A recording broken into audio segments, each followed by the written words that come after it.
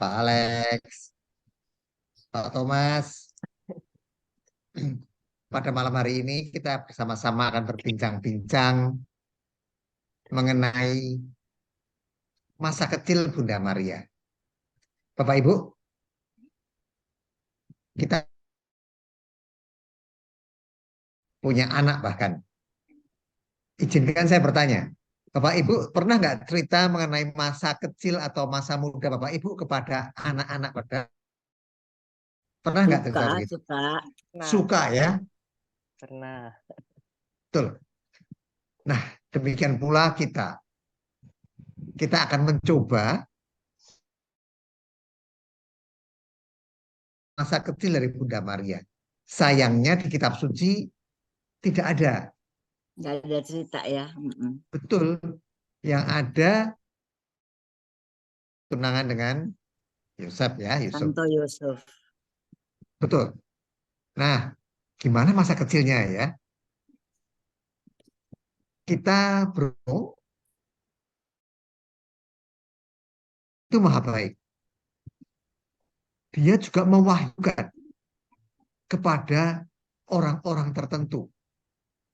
Contohnya, anak Emrik untuk kisah sengsaranya dia. Sekarang ini, wahyu kepada Suster Maria dari Agreda. Itu di Spanyol, Bapak Ibu.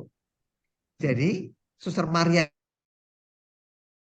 penglihatan, vision, penglihatan, dan dia mendapat eh, apa ya wahyu dari Bunda Maria langsung mengenai masa kecil ya sangat menarik.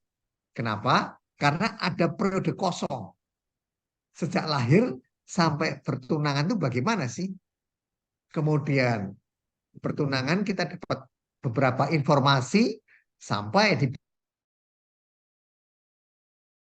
itu kosong lagi. Kemana itu? Nah, itu nanti kalau ada waktu kita akan bahas juga. Kita ambil dari tradisi suci. Kita sekarang fokus di masa kecilnya Bunda Maria. Tidak kenal, tidak sayang. Ternyata menarik sekali Bapak Ibu. Sifatnya Maria itu tidak berubah. Jadi itu anak dari Santa Ana dan Santo Yoakim. Itu kita dapat dari Proto Injil Yakobus. Kitab yang tidak dikanonik. Tidak masuk dalam kitab suci kita. Namanya Proto Injil Yakobus. Yang ngarang bukan Yakobus tapi. Itu menceritakan Santo Yoakim bapaknya. Dan ternyata benar setelah dikonfirmasi dengan berbagai sumber memang demikian. Bagaimana sampai kelahiran Maria itu? Ternyata kisah dari Santa Ana ini ibunya itu mirip sekali dengan ibunya Samuel. Samuel di kitab dalam kitab suci Perjanjian Lama. Dia punya anak, dia menangis, berdoa, berjanji kepada Tuhan, kalau punya anak nanti aku akan persembahkan anakku Allah. Jadi itu ternyata mirip. Ibunya Samuel namanya Hana. Tergantung bahasa Ibrani atau bahasa Aram gitu ya. Ana atau Hana itu mirip. Sama aja sebetulnya. Kisahnya sama. Jadi ada hubungan intertekstual. Nah, mamahnya Samuel itu bernyanyi. Dia juga bernyanyi. Jadi kok mirip sekali gitu ya. Apakah kebetulan? Saya kira tidak. Nah, ini ceritanya begini. Santa anak itu berdoa. Dia kalau orang Israel itu kalau nggak punya anak itu sangat malu, aib gitu, mendapat kutukan dari Tuhan, seolah-olah begitu. Padahal ya enggak sebenarnya ya. Nah, berdoa dikabul.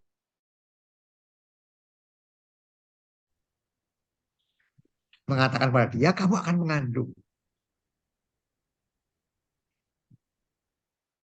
Kemudian betul dia hamil. Nah ini, dia hamil, putri yang luar biasa ini Bunda Maria. Pada waktu melahirkan Bapak Ibu, saat anak tidak dan pada waktu kehamilannya dia bersuka cita. Tidak seperti apa ya, kan ada itu maaf ibu-ibu yang ngidamnya macam-macam gitu ya. Yang susah-susah gitu, kadal gurun misalnya gitu. Jadi dulu gitu. Ini mamahnya itu mudah, dimudahkan dalam segala hal oleh Tuhan pada waktu mengandung Bunda Maria. Oleh sang anak itu tanpa noda. Kenapa begitu? Karena dia calon ibu dari Yesus. Yesus itu kan Allah, kudus, nggak bisa dikandung oleh orang yang tidak kudus. Berdekatan aja nggak bisa. Yang kudus memang dipisahkan dari yang tidak kudus. Oleh karena itu Maria dikandung tanpa noda ya, akulata. Setelah dia lahir, itu lucu sekali Bapak Ibu. Sebetulnya ceritanya panjang, ada guru, ada halilintar dan macam-macam pada waktu kelahirannya. Tapi karena waktunya nggak cukup, saya langsung kepada Bunda Marianya ya. Waktu lahir uh, penuh dengan sukacita, sangat disayang oleh kedua orang tuanya. Pasti ya, sudah sampai tua nggak punya anak. Ternyata Bunda Maria ini luar biasa. Kenapa saya bilang demikian? Kita sering hati dan sebagainya. Ternyata itu tidak seketika dia dewasa rendah hati Bapak Ibu. Ternyata tuh dari kecil. Kita lihat kisahnya ya. Izinkan saya sharing ya Bu. Sudah dikasih Bu Ros.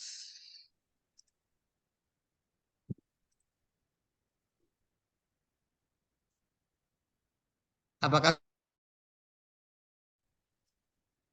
ya? Kita lihat ya. Udah. Kita lihat Maria masa kecil. Nah, sumbernya itu dari sejarah kehidupan Santa Perawan Maria Bunda Allah. Seperti yang diwahyukan kepada Suster Maria dari Agreda. Jadi Suster Maria ini ya lucu juga. Dia itu seorang suster. Dia akhirnya jadi kepala biara dari Ordo Fransiskan. Dia bersama ibunya bersama-sama masuk ordo ini. Jadi tidak hanya dia, ibu kandungnya juga. Kakaknya juga menjadi pas gitu ya, jadi imam. Ya dari Agreda ini jenazahnya utuh sampai sekarang, tidak rusak. Dia dari Spanyol. Dia ada 14 buku. Tetapi yang paling terkenal The Mystical City of God ini. Oleh beberapa paus dijadikan pegangan bacaan. Versinya pernah disuspend juga, di-hold juga, dihentikan juga. Seperti Beata seperti Faustina lah gitu. Santa Faustina. Di perjalanannya panjang. Oke. Kita lihat masa kecil Bunda Maria.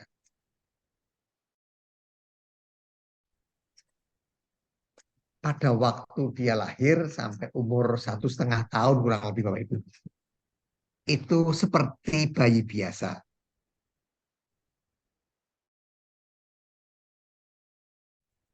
tidak pernah menangis karena kesal terhadap keinginannya nggak dipenuhi atau lapar atau pada temannya. Seperti anak-anak lain. Jadi kalau anak-anak lain kan kesal nangis gitu ya, dia enggak. Dia sangat baik dan tidak membuat masalah bagi siapapun di sekeliling. Pada waktu usia 0 lahir sampai 1,5 tahun. Ternyata diamnya ini bukan dia nggak bisa bicara ternyata. Jadi diamnya itu ada suatu kebajikan dan kesempurnaan. Kenapa? Dia menyembunyikan ilmu dan kasih karunia Allah. Jadi dia itu langsung dianugerahin bisa bicara. Umur 6 bulan bisa berjalan. Kenapa dia menghindari? Kenapa dia sehingga orang lain terheran-heran. Anaknya Santa Ana ini luar biasa. Dia nggak mau untuk membuat orang tertarik kepada dia. Jadi dia ingin dianggap sebagai anak biasa secara alami, seperti anak-anak lain. Walaupun dia sudah bisa bicara sejak lahir, tapi jadi agar tidak menimbulkan keheranan tadi ya, supaya orang-orang tidak terus apa? Ini anak ajaib dan sebagainya. Jadi Allah memang meminta Bunda Maria karena dia tetap punya kehendak bebas secara sukarela menjaga keheningan selama waktu sampai bisa bicara kan anak-anak biasanya bisa bicara 1,5 tahun itu ya. Kadang-kadang ada yang bisa jalan dulu, kadang-kadang bisa bicara dulu. Nah, karena anak-anak lain bisa 1,5 tahun bicara, baru dia setelah umur 1,5 tahun. Jadi dia tahan itu kuat sekali ya. Ini suatu bentuk ketaatan yang luar biasa. Jadi Bapak Ibu, pada waktu diamnya itu ada dan pada waktu dia berbicara dengan malaikat pelindungnya. Dia bercakap-cakap tapi disembunyikan. Tidak di depan orang tuanya, tidak di depan waktu dia berdoa dan bercakap-cakap dengan malaikat pelindung. Jadi ibunya, apalagi bapaknya nggak tahu gitu ya, ibunya itu nggak tahu sama sekali. Dia tahunya setelah umur 1,5 tahun. Ibu kandungnya pun sampai tidak tahu. Dia menyimpan segala sesuatu seperti dewasanya nanti. Kalau kita lihat sifat-sifat Bunda Maria nanti setelah remaja dan dewasa, itu nggak ada perubahan. Sejak kita menyimak masa kecil Maria, kita akan lebih mencintai Bunda Maria. Kita akan lebih, oh ini yang disebut rendah hati. Tidak hanya mengatakan, aku ini hamba Tuhan, terjadilah padaku, dan seterusnya. Tidak hanya kalimat itu ternyata Pak Ibu. Tuhan itu luar biasa, mengizinkan ada wahyu-wahyu kepada orang-orang tertentu. Jadi bapaknya nggak tahu, ibunya nggak tahu kalau dia bisa bicara. Jadi dia melakukan keheningan total. Ya. Terus dia kalau mau menunjukkan keinginannya bagaimana? Dia tunjukkan dengan sikap dan kasih sayang dari hatinya, tidak dengan kata-kata. Jadi dengan perbuatan, tapi nggak dengan menangis. Dia tidak menyebabkan masalah bagi orang lain. Kenapa? Karena Bunda Maria karunia untuk mengetahui keinginan orang lain. Jadi Bunda Maria itu berusaha untuk memenuhi keinginan orang lain sebelum mereka meminta. Sehingga orang tuanya ya tidak ada problem sama sekali. Karena Bunda Maria ingin memenuhi sebelum diungkapkan oleh orang lain. Nanti akan terlihat Bapak Ibu. Pada waktu peristiwa Kana, perkawinan di Kana juga. Jadi dewasanya itu ternyata nggak berubah. Nah, ketika usia 2 tahun Bapak Ibu, 1,5 tahun dia mulai membuka bibirnya untuk bicara ya. Pada usia kedua yang itu mulai menunjukkan belas kasih kepada sesama, terutama kepada orang miskin Bapak Ibu. Jadi dia minta kepada mamahnya, kepada dekat kepada orang miskin. Mamahnya setuju, kasih. Karena tujuannya supaya mendidik anaknya supaya berbelas kasih. Tetapi Bunda Maria itu tidak hanya si makanannya dia kurangi. Jadi tidak hanya meminta dari orang tuanya kemudian menyalurkannya kepada orang. Bagian makanannya dia sendiri itu dikurangi. Diberikan pada orang miskin. Padahal ditulis oleh Suster Maria ini, kebetulan namanya sama ya, Suster, ditulis oleh Suster Maria ini bahwa Bunda Maria itu makannya sedikit, masih dibagikan kepada pengemis sebagian, jadi lebih sedikit, dan tidurnya juga sedikit. Menginginkan dia makan lebih banyak sebetulnya dan tidur lebih banyak, tapi nggak mau. Jadi aneh ya, usia 2 tahun sudah bisa bersedekah. Ditulis di buku itu bahwa sayangnya bukunya masih dalam bahasa Inggris dan bahasa Spanyol, belum di Indonesia kan. Saat dia memberi sedekah, dia itu yang di dalam hatinya,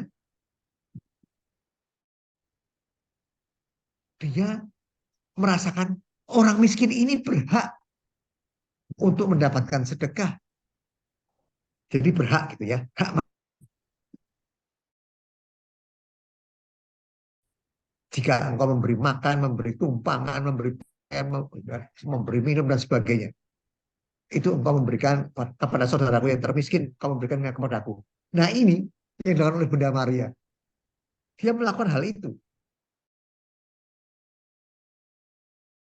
Dia lakukan hal itu bukan karena tujuannya supaya orang miskin tadi itu kenyang. Enggak. Aku hutang apa? Orang miskin itu berhak atas makanan ini.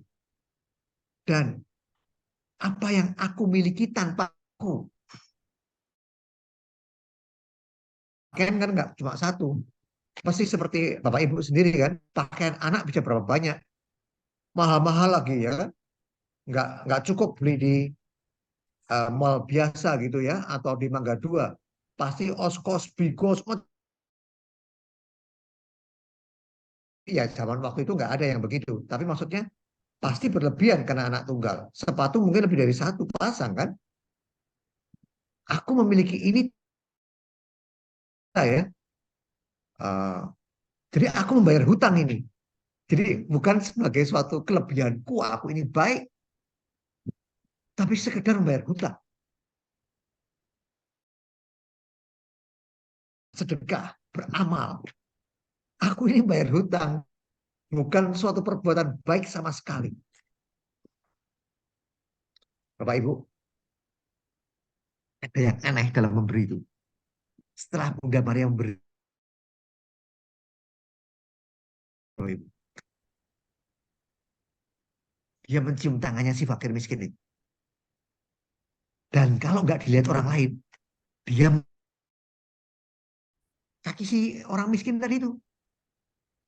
Dan kalau orang miskin tadi itu berburu-buru pergi, nggak sempat dicium kakinya. Dia mencium tanah, jangan kaki si miskin. Saya hubungkan, tapi ini pendapat pribadi ya. nggak ditulis di buku.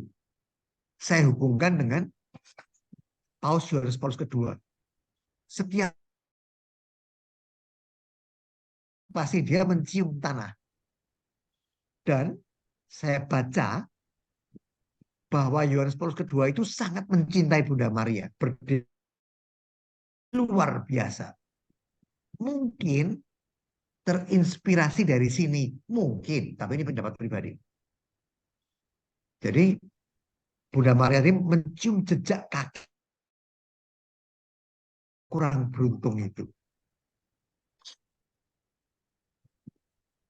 Sekarang mana ada Bapak Ibu ya. Anak-anak kita pun sedekah, kita ajarkan bersedekah. Pasti nggak kita ajarkan untuk mencium tangan dari si pengemis. Atau mencium kakinya dia. Atau bahkan mencium tanah bekas piring. Terus ada bakteri gitu ya. Nah, belum disemprot alkohol. Ya karena COVID. Misalnya nggak ada COVID pun kita nggak akan mengajarkan begitu pasti. Nah ini luar biasa ya. Kejadian seperti ini memberikan kita semakin mencintai bunda kita. Karena semula kita nggak tahu kan. Mungkin sebagai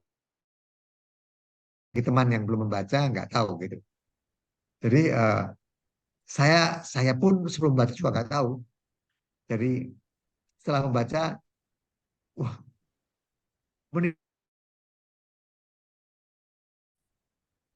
Bapak Ibu, setelah memberikan sedekah, ada yang lebih luar biasa lagi. Selain mencium, dia memberkati jiwa dari orang miskin tadi. Damai sejahtera. Ini kan yang luar biasa ya. Bukan duniawi lagi. Tapi keselamatan jiwa. Jadi udah betul-betul dari kecilnya memang taat, setia, dan rendah hati. Mau suatu dalam hatinya. Maka dia dipilih oleh Allah. Dia sudah dipersiapkan sebelum dunia dijadikan. Tetapi kehendak bebasnya Bunda Maria tidak dihilangkan kepada dia. Engkau akan mengandung dan dia akan lahir, akan disebut yang kudus, akan. Bunda Maria mengatakan, ya, atau dengan kata lain, aku ini hamba Tuhan, terjadilah padaku menurut perkataan dan seterusnya, langsung dia hamil. Bahwa kalau Bapak Ibu baca di ayatnya, ada 4 kali diucapkan kata akan. Karena menghargai kehendak bebasnya Bunda Maria. Kalau kamu nolak juga boleh. Walaupun dipersiapkan sebelum dunia dijadikan. Jadi pada waktu kecil pun Bunda Maria diminta oleh Tuhan untuk menjaga dalam keheningan. Dia mau. Dia menolak. Bisa. Bunda Maria itu bisa baca tulis. Bisa melukis. Sejak lahir. Tapi disembunyikan. Nah, kerendahan hatinya bagaimana? Bapak Ibu. Secara umum, orang tuanya mengajarkan.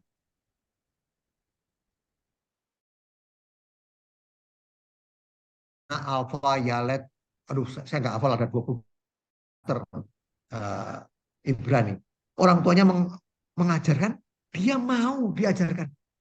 Dia nggak mengatakan, aku sudah bisa. Enggak. Dia menerima senang hati. Nggak bosan. Aku udah ngerti. Nggak mengatakan begitu. Dengan senang hati dia belajar.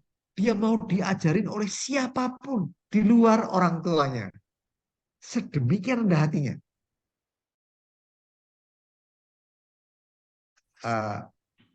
Kalau manusia zaman sekarang memiliki sesuatu ingin justru ditampilkan supaya Oh, ini aku punya nih mobil mewah gitu ya. Mercy S600 atau Maybach gitu ya, yang 12 M atau apa gitu, pakai di jalan raya. Bahkan yang di Arab Saudi itu dilapis emas. Kalau ini malah disembunyikan oleh Bunda Maria ini. Jadi kebalikan gitu ya. Berlawanan.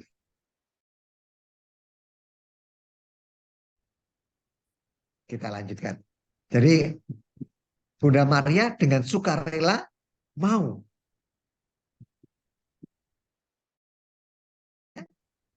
untuk menuruti kehendak Allah.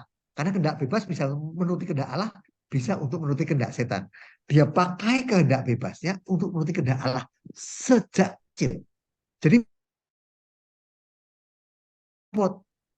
kamu diam aja ya, aku nggak demikian.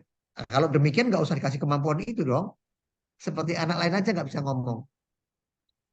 Jadi Allah itu mengetes Bunda Maria sejak kecil, dikasih kemampuan. Jangan sampai orang lain terheran-heran dengan dirinya, terkagum-kagum. Aku ini anak biasa saja, seperti pada padahal dia memiliki pengetahuan ilahi, bisa melukis, bisa nulis, bisa baca. Disinilah Bapak Ibu. Setelah dia mau diajarkan, diajari oleh semua Santo Yoakim. Malaikat pun ditulis di dalam buku oleh Suster Maria.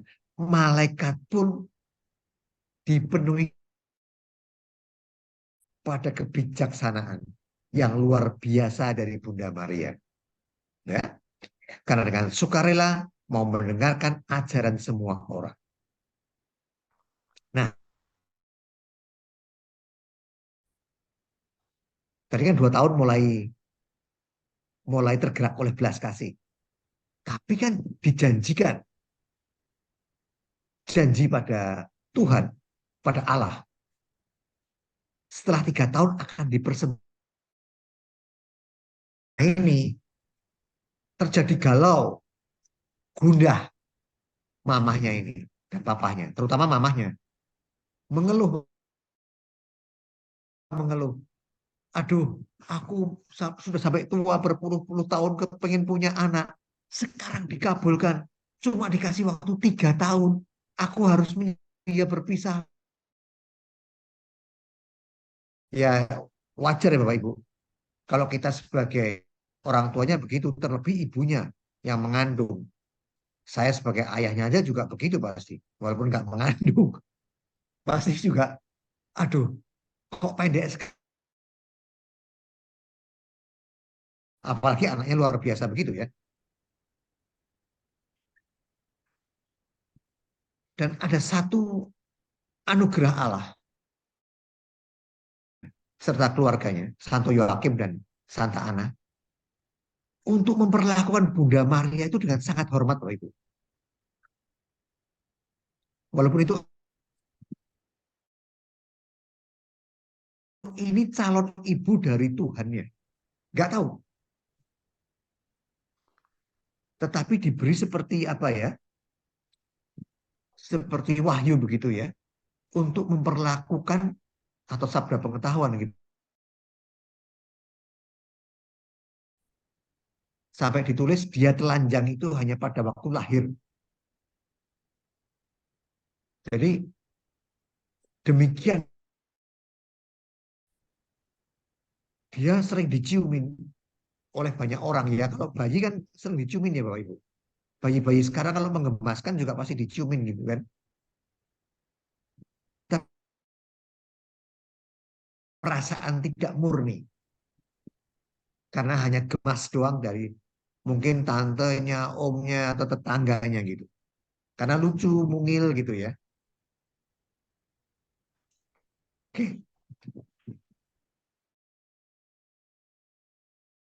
tadi terus orang tuanya itu mulai merasa galau karena harus sudah hampir 3 tahun ini. Bunda Maria demikian dia bercerita kepada orang tuanya. Mama, papa, aku ingin tinggal di bait Allah. Bingung kan? Padahal itu kan Nasar itu orang tuanya. Sekarang Bunda Maria mengatakan begitu. Tujuannya untuk apa, Pak? Mempersiapkan hati orang tuanya supaya tidak kecewa, hanya memenuhi nasar, terus kami sedemikian bijaksananya. Ini kemauanku loh untuk tinggal di bait Allah. Jadi bukan hanya karena mami papi gitu. Aku ingin. Jadi mulai usia 2,5 tahun sudah mulai merengek. Biar orang tuanya itu tidak apa ya, tidak merasa berat doa. Sebelum berdoa maaf. Tuhan mulai menampakkan kepada dia, saatmu sudah tiba. Sebentar lagi tahun itu Tuhan menampakkan diri, mengatakan demikian. Saatmu sudah tiba untuk dipersembahkan ke bait Allah. Berdedikasi pada Allah dididik di sana.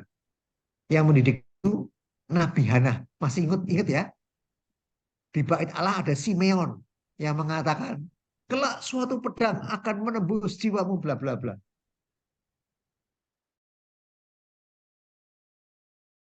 Sebelum menatang Yesus itu ada nabi perempuan namanya Hana, anak Fanuel. Nah ini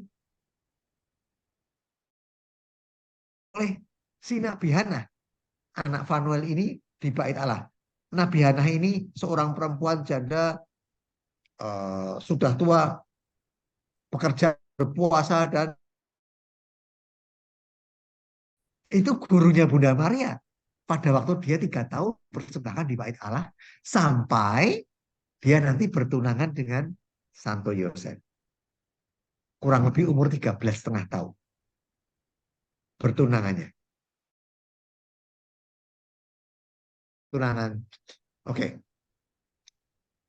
Jadi Nabi Hana itu menjadi gurunya dia di saya kembali lagi. Pada waktu dia merengek begitu ke orang tuanya mulai sadar, oh iya, kita sudah janji ya, Santa Ana berdiskusi begitu dengan Santo Yoakim. Nah, ini ke bait Allah. Apabila kita dikasih anak. Dari galau mulai menjadi rela gitu. Bunda Maria berdoa kepada Allah. Tuhan, tolong aku, inspirasikanlah kepada mereka supaya dia tega, dia mau. Jadi secara manusia dia mengatakan kepada orang tuanya ingin tinggal di bait Allah. Tetapi secara batin untuk menguatkan hati orang tuanya dan Allah mendengarkan doa. Ya. Allah menampakkan diri kepada Santa Ana dan Santo Yoakim yang menguatkan dan berjanji bahwa Allah akan Santa Ana dalam kesepiannya setelah kehilangan anaknya, maksudnya dipersembahkan ke bait Allah. Jadi Allah akan menguatkan, akan menemani kedua orang tua itu. Nah, maksudnya Santa Ana dan Santo Yoakim. Jadi Bunda Maria itu sedemikian belas kasih kepada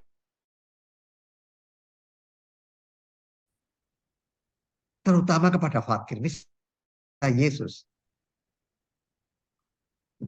ku haus disalib ya. Itu menandakan bahwa kan banyak orang miskin haus, orang berada. Jadi kalau engkau memberi makan, memberi pakaian, memberi tumpangan dan seterusnya kepada mereka, orang-orang yang miskin, yang termarginalkan itu, ya engkau memberi makan aku. Inilah yang dilakukan oleh Bunda Maria, terutama kepada orang miskin. Persis ya, yang dilakukan oleh Yesus. Jadi semuanya itu inline semua. Dengan yang dilakukan.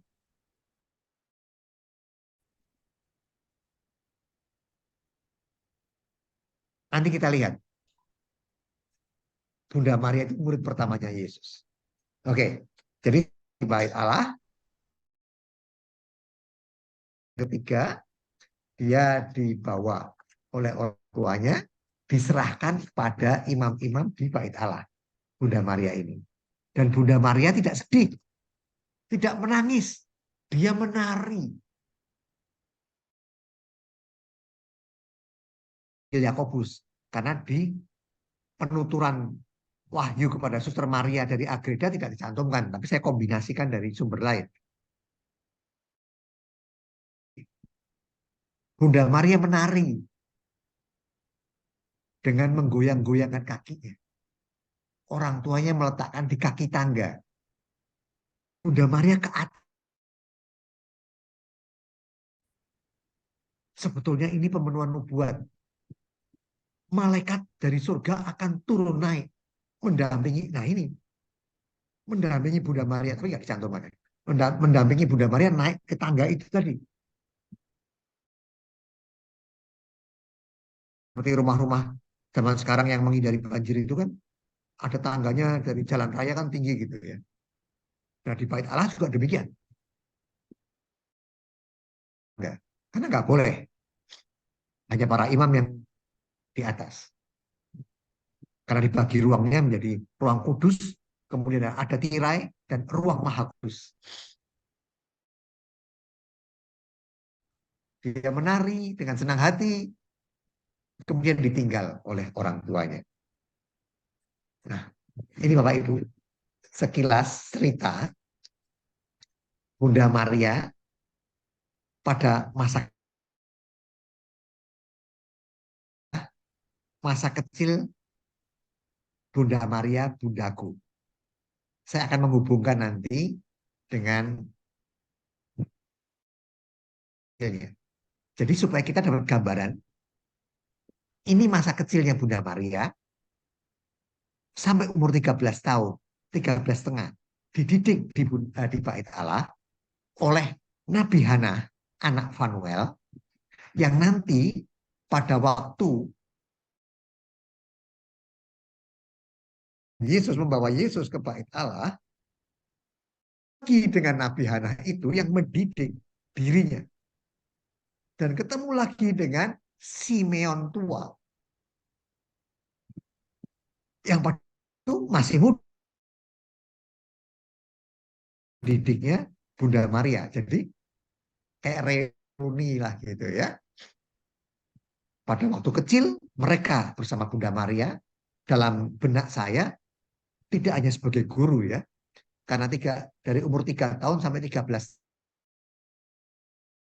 pasti Nabi Hana ini menjadi seolah-olah orang tuanya, mamahnya. Itu di pikiran saya tapi nggak dicantumkan.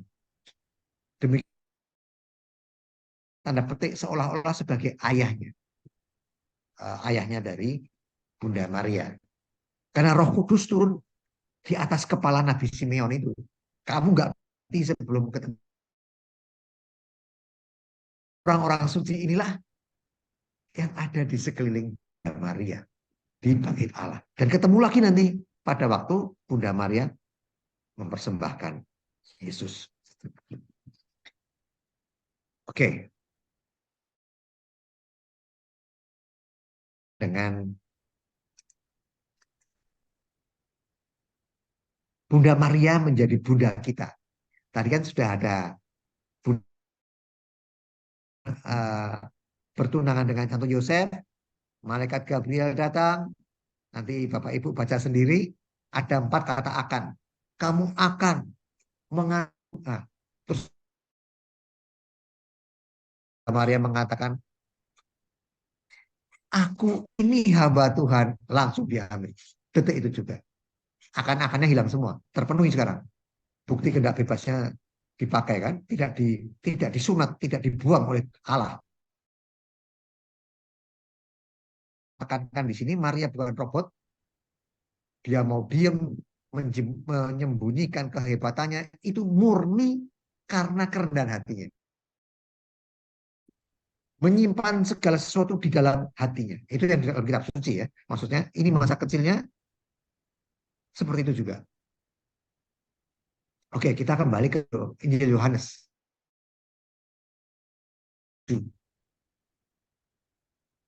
Ketika Yesus melihat ibunya dan murid-murid dikasihnya di sampingnya, berkatalah ia kepada ibunya, "Ibu." Jadi di sini demikian nampak Yesus menghargai ibunya. Yang disebut ibunya inilah anak yang dibawa ke kayu salib, Yohanes. Yang 11 sudah ngacir terbirit-birit. Kalau Yudas sudah, ya itu nggak bisa dihitung ya. Jadi 11, dari 11 murid, satu mengikuti Yesus, yang termuda ini, 10 termasuk Petrus dan kawan-kawannya sudah kabur. Inilah anakmu. Kemudian katanya kepada muridnya, inilah Bapak Ibu. Yohanes mewakili para rasul, mewakili kita, mewakili umat Allah. Ibu. Bunda Maria itu menjadi ibu kita itu secara firman. Ini perintah Tuhan. Di kata-kata terakhirnya dari itu juga the seven last word itu ya. Ini. Ya, inilah sabda. Tetapi mohon maaf, ada teman-teman kita di luar sana di toko sebelah. Biar Bunda Maria. Loh, ini firman loh. Ini sabda. Semua kata-kata Yesus itu bermakna. Kalau nggak ngerti, bukan berarti ada maknanya. Tapi jangan dianggap ada kata-kata kosong.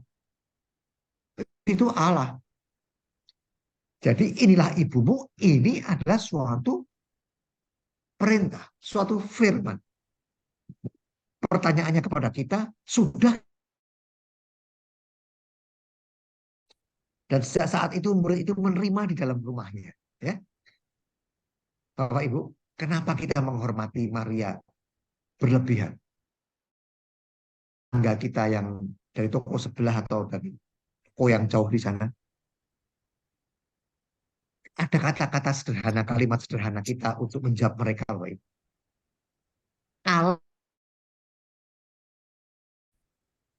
dia mengizinkan Bunda Maria menjadi ibu dari putranya.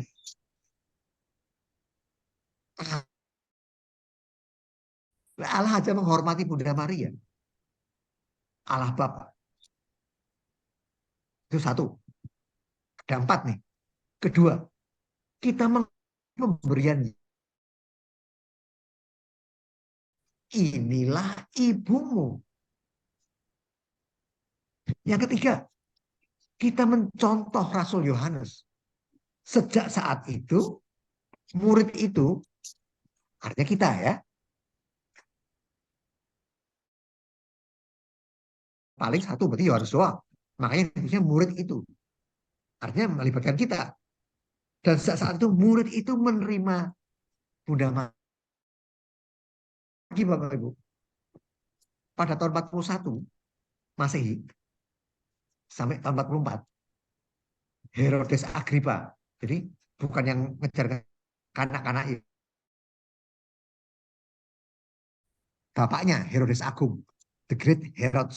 Ini anaknya Herodes Agripa. Itu melakukan persekusi, penindasan terhadap murid Yesus. Jadi murid-murid keluar semua. Nggak ada di dalam buku itu. Saya ambil dari sejarawan dan Bapak Gereja Eusebius, The Chronicle of Eusebius. Dari Yerusalem. Yang saya bahas Yohanes doang. Semua keluar. Yohanes dipercaya untuk Asia. Asia ini bukan benua Asia. Asia itu Asia kecil itu isinya yang kota besarnya itu Efesus dan Miletus. Yohanes membawa Bunda Maria ke Efesus. Jadi kita menghormati Bunda Maria karena Allah. Kedua, kita menghormati pemberian Yesus dan melaksanakan firman-Nya seperti kata-katanya di kayu salib. Ketiga, kita mencontoh Rasul yang bertanggung jawab terhadap Bunda Maria. Sudahkah kita membawa Bunda Maria kemanapun kita pindah rumah atau dalam rumah kita? Karena Bunda Maria bekerja sama dengan sempurna terhadap rencana Allah. Bekerja sama dengan sempurna terhadap rencana Allah. Jadi dengan ketaatannya, kesetiaan dalam hatinya, mengasihi orang miskin, itu semua bukti dari kesempurnaan Bunda Maria dalam bekerja sama dengan Allah.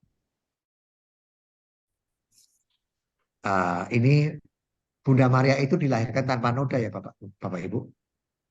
Kalau ada yang bertanya, loh setiap orang kan punya dosa. Bunda Maria Yesus di awal. Loh bagaimana mungkin? Yesusnya belum dilahirkan, mengapa bisa menebus dia, menebus ibunya? Oh bisa. Waktu kita itu kemarin, sekarang, dan akan datang. Jam 5 itu setelah jam 4 itu setelah jam 3. Kronologis. Karena berputarnya bumi, tata surya kita gitu ya. Jadi nggak ikut yang kemarin. Waktunya Allah satu, waktu kekal. Contohnya gini kalau ditanya, bagaimana itu menjelaskannya? Nggak usah pakai bahasa teologis. Pakai perumpamaan aja Bapak Ibu. Lubang isinya air kotor. Seorang anak kecil berlari. Kotor semua badannya. Kemudian ada seorang dewasa menolong. Dinaikkan dari kubangan air kotor itu, terus dimandikan. Jadi bersih. Tetapi Bunda Maria, waktu kecil itu, sebelum lahir pun, berlari di jalan yang sama, yang ada kubangannya. Sebelum jatuh ke dalam kubangan itu, Bunda Maria digendong oleh orang dewasa itu.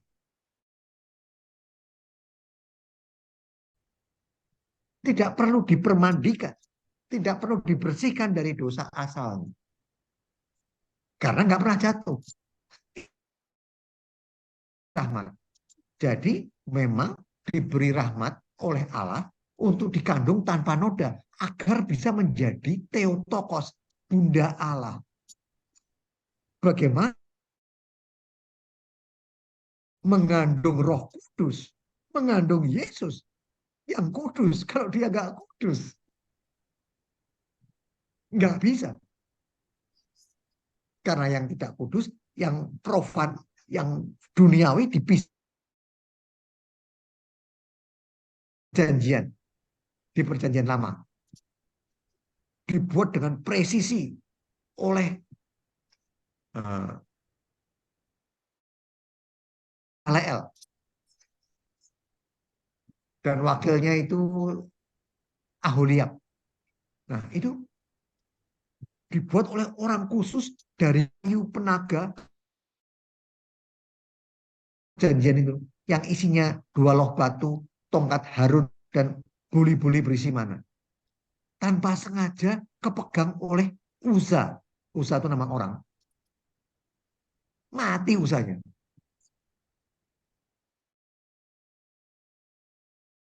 Menandakan kehadiran Allah di tengah-tengah manusia dibuat sedemikian kudusnya oleh Allah. Ukurannya 1,5 hasta kali diukur tabut perjanjian itu secara presisi. Apalagi Bunda Maria, tabut perjanjian untuk perjanjian baru ini yang mengandung dia semper virgin,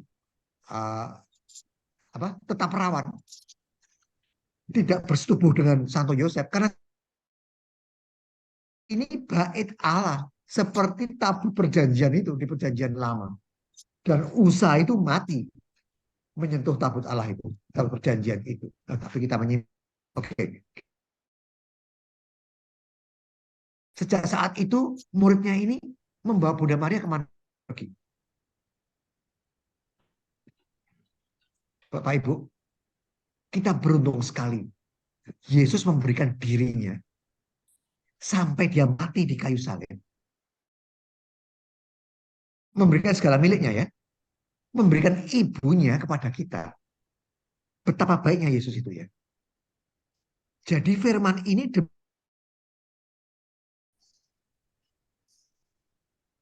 karena kita jadi anaknya Bunda Maria, Bunda Maria akan memperlakukan kita sebagai putranya. Seperti Bunda Maria Yesus. Jadi ini ibumu itu, supaya kita itu dijadikan anak oleh Bunda Maria. Karena Yesus sudah merasakan menjadi anaknya Bunda Maria selama hidupnya. Di rahimnya sampai lahir. Ya. Di rahimnya 9 bulan, di dunia 33 tahun, jadi 33 tahun tambah 9 bulan. Yesus sudah merasakan. Makanya dia memberikan. Supaya Bunda Maria yang mengikuti Yesus di bawah kayu salib. Sampai detiknya. Di detik kematian itu. Kematian kita itu. Makanya doa Salam Maria kan. Doakanlah kami sekarang dan pada waktu kami mati. Nah ini kuncinya. Pada waktu kami mati. Kalau Yesus di kayu salib. Ya. Atau gimana nggak tahu. Supaya disertai oleh Bunda Maria. Karena sudah menjadi anaknya Bunda Maria. Dan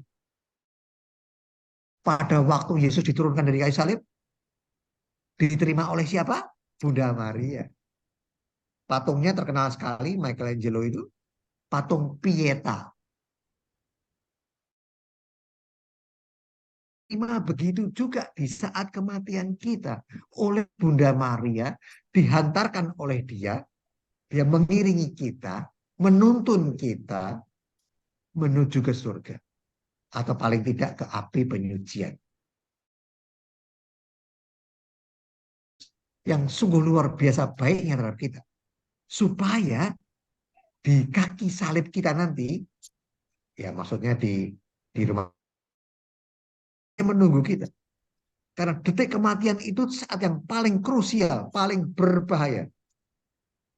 Masuk neraka abadi. Masuk api penyucian atau surga sosial, karena di detik itu kita bisa frustasi. Karena kesakitan sekali, mungkin karena penyakit tertentu, menjadi menghujat Allah.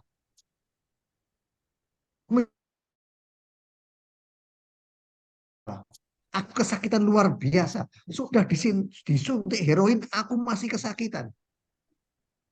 Bisa lepas kita. Jadi detik kematian itu sangat krusial.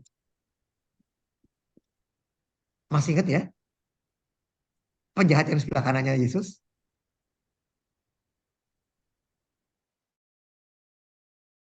Nanti Yesus sudah di kerajaannya.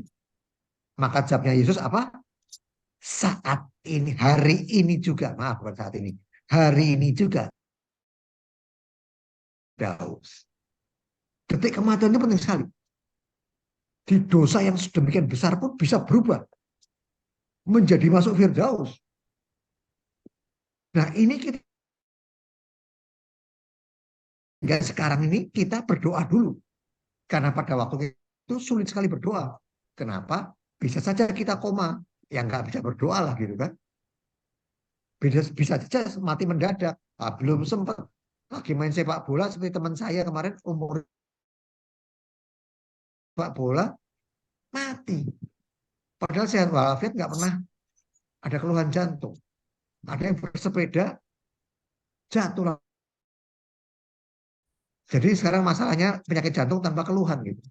Nggak ada sesak-sesaknya, sakit-sakitnya. Itu yang lama begitu biasanya. Yang baru sudah tanpa begitu-begituan gitu. Nah, detik kemarin itu berdevosi kepada Bunda Maria ini. Oke, kita lanjutkan. Bu Ros, saya punya waktu berapa menit lagi, Bu Ros? Sudah 10 menit lagi. Maaf, Ya, nggak apa-apa. saya lompatin deh. Teman nggak apa-apa kan? Nggak apa-apa. Good. Bagi kami ini. Eh, minta waktu 15 saya. Gini, Boleh, biar boleh. kok Boleh, boleh. komplit ya. Bapak Yes. Ibu. Nah ya, Ya. Yesus mujizat pertama di kitab Yohanes itu mengenai perkawinan di Kana. Mujizat pertama Yesus. Kenapa dia melibatkan Bunda Maria? Kan bisa Yesus membuat mujizat tanpa Bunda Maria. Kenapa harus ada Bunda Maria? Yesus mau menunjukkan perannya.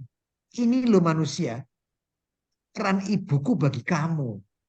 Kalau kamu mengundang aku dan ibuku di dalam perjamuan, sehingga kamu kehabisan anggur, kamu nggak tahu, kamu nggak sadar pun, ibuku berdoa padaku.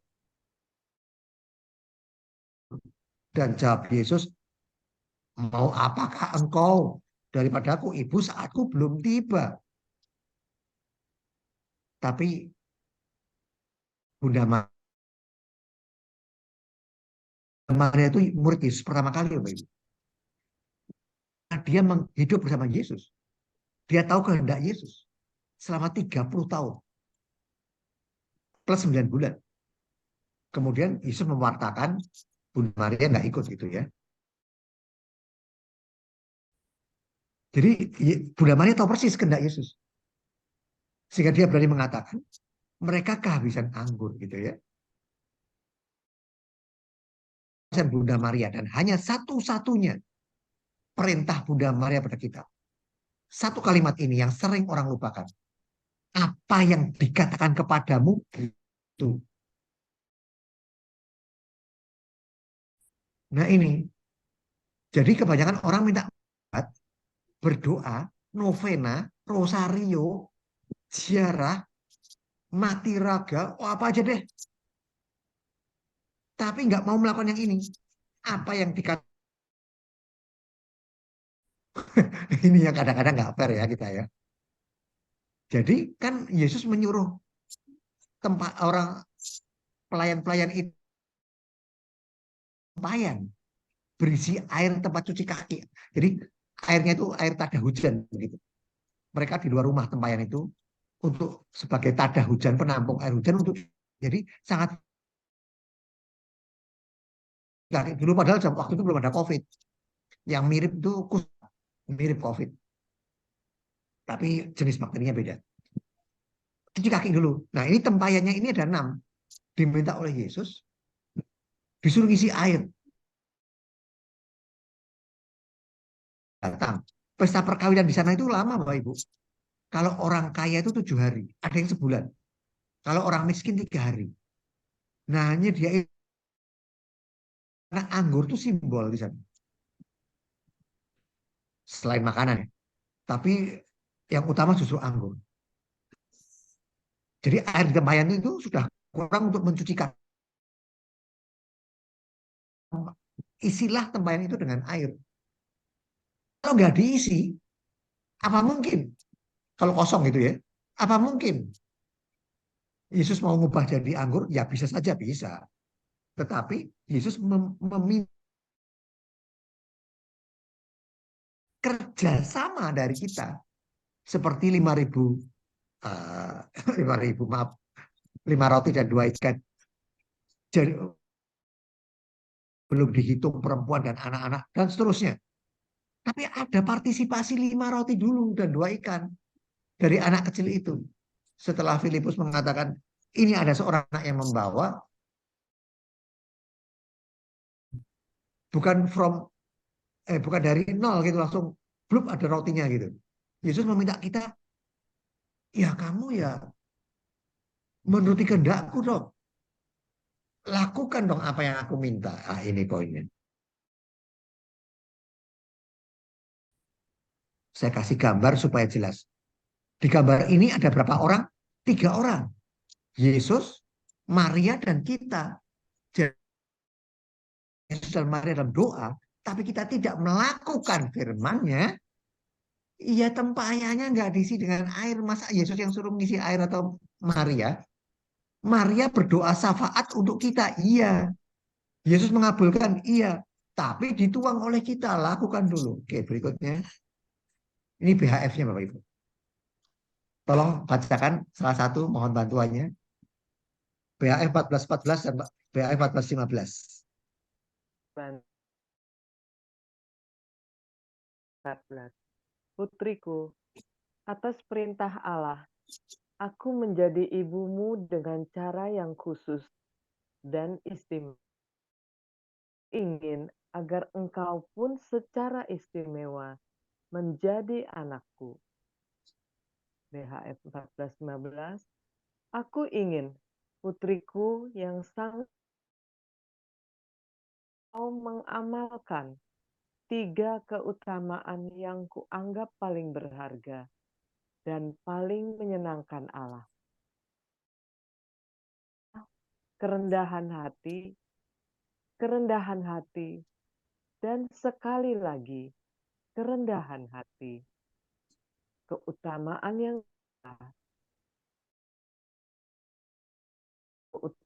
yang ketiga adalah kasih Allah. Sebagai putriku, engkau harus memancarkan ketiga keutamaan ini secara istimewa. Mendekapkan aku ke dalam hatinya, lalu menghilang. Terima kasih Bu Ros. Bapak Ibu, tolong lihat. Ternyata Bunda Maria itu melalui Santa Faustina ya, memberikan perintah ini. Putriku atas perintah Allah. Ini kan sama tadi. Inilah ibumu. Jadi putriku atas perintah Allah, aku menjadi ibumu dengan cara yang khusus dan istimewa.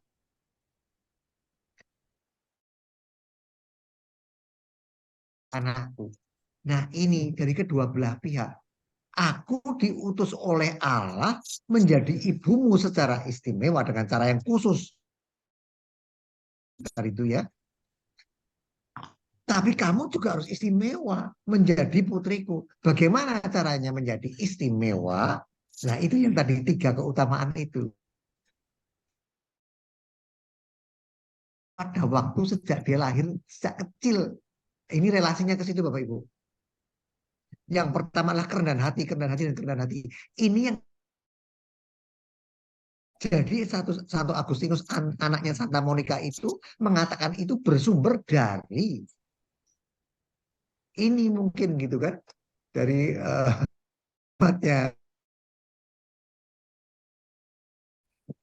ataupun kalau bukan dari kalimat ini pribadi saya ya, nggak ditulis begitu.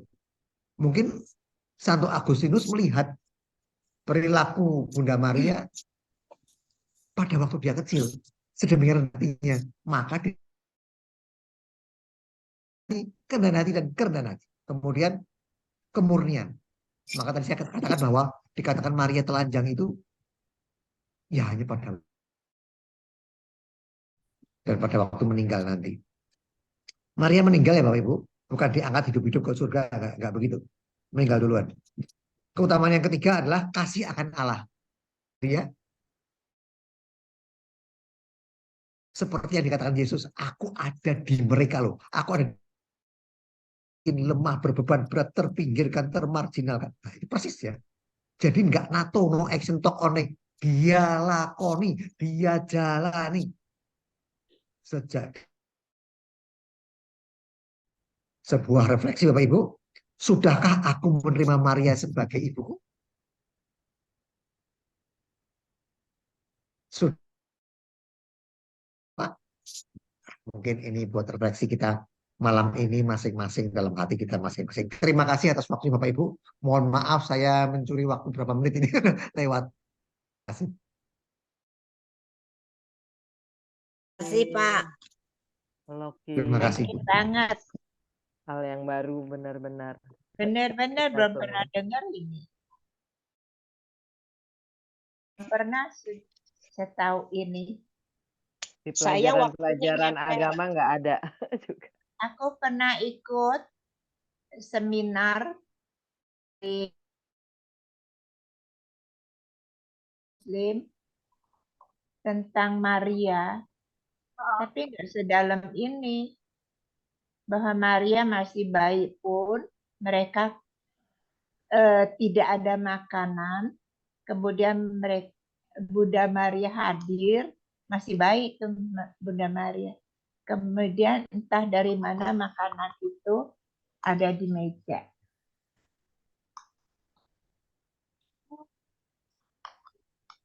Dia sudah membuat mujizat. Mujizat dari dia. Ada disebut Maria itu di bait Allah sejak kecil, sejak bayi ya. Saya pernah juga nonton itu tentang Bunda Maria, film dari Italia, ada di YouTube, bagus juga tuh Tante. Ya, perjalanan Bunda Maria dari kecil yang dulu. Yang kita nonton bareng itu loh, Tante. Itu, Tante. Tante kemarin nggak bisa. Tidak dicium anjing-anjing Dan Herodes. nonton nanti aja Senin ke-5. Ya Bunda Maria bisa merasakan Oh, penderitaan itu Yesus waktunya ya, panjang. kalau iya. Jadi waktu Yesus dicambuk di luar ruang bawah tanah, Bunda Maria bisa merasakan juga tuh Kepedihannya, kepedihannya sakitnya. sampai pingsan ya. Itu di buku itu juga ada tuh, di buku apa Duka Cita Sengsara Yesus. Nah, tuh kasih link YouTube-nya aja. Ketika Yesus didera di ruang bawah tanah itu, Bunda Maria yang jauh di mana itu dia bisa merasakan penderitaan sampai jatuh pingsan. Ada filmnya tuh. Itu juga buku karangan dari Santo Louis Mary de Montfort tentang Maria itu luar biasa sekali. Tentang rahasia Maria.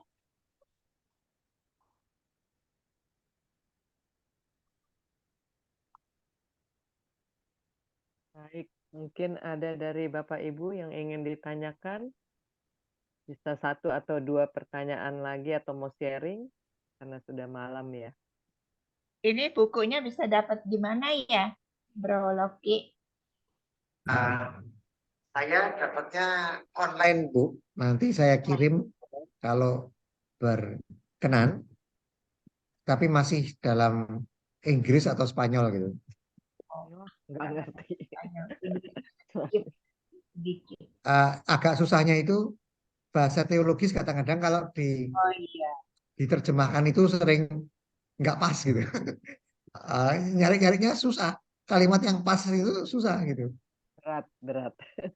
Bro Loki pernah baca itu Rahasia Maria dari Santo Louis Mary de Montfort? Belum Bu. Itu juga bagus. Baik, makasih Bu. Aku kirimin. Itu udah bahasa Indonesia, Bu. Udah.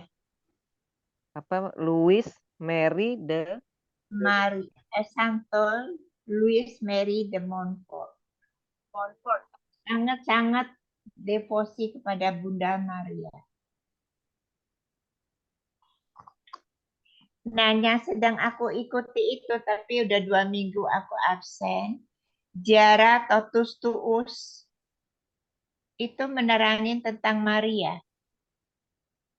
Kita dipersembahkan kepada Tuhan Yesus melalui Maria.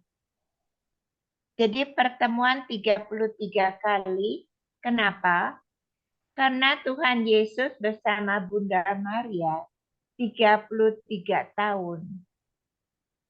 Maka kita dipersembahkan kepada Maria untuk menjadi anaknya. Dididik oleh Bunda Maria untuk dipersembahkan kepada Tuhan Yesus. Setelah 33 kali pertemuan, kita akan dilantik. Itu pengajaran dari Louis Mary de Montfort ini. Setahun sekali mereka ngadakan. Oh, Iya. yang Totus itu pengajaran dari itu. Louis itu judulnya Ziarah Totus Tuus. Iya.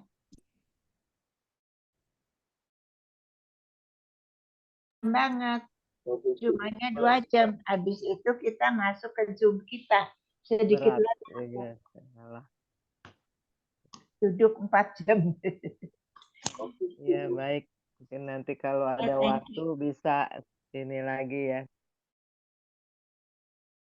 Akan dimulai lagi grup baru. Setelah itu dilantik. Oke. Baik, mungkin masih ada Thomas tadi mau bicara? Sudah Cukup lah, cukup. Dan, cukup ya? dan doanya setiap hari pagi belum kerjain apa, begitu bangun doanya, aku milikmu semata-mata. Segala milikku kupersembahkan kepada Yesus yang terkasih melalui Maria ibumu yang tersuci. Kemudian 3 salam Maria. Bagus, Bu. Tiap pagi bangun tidur doakan itu. Jadi kita dipersembahkan kepada Tuhan Yesus melalui Maria, ibumu yang Perantara. salam Maria. Bagus sih, Baik. cumanya agak pegel duduk dari jam 6. Harinya sama sih ya. Iya. Cukup malam. Kita sudahi dulu ya Pak Loki. Bagus banget Pak Loki, terima kasih Terus banget. ibu semua, Bulani, Iya. Bulani, Semuanya bagus Nanti bisa banget. terima dilanjutkan. kasih. Semoga kita benar-benar maju di dalam kerohanian kita. Amin. Selanjutnya Bu Hilda, ada pengumuman? Minggu depan diharapkan si Bu Faria. Arya. Ya, baik. Arya kan. Oke. Dan ingat kita nanti diminta oleh Bu Eti baca Yohanes 15. Iya, buat minggu berikutnya juga. Ya, thank you Ya, teman-teman.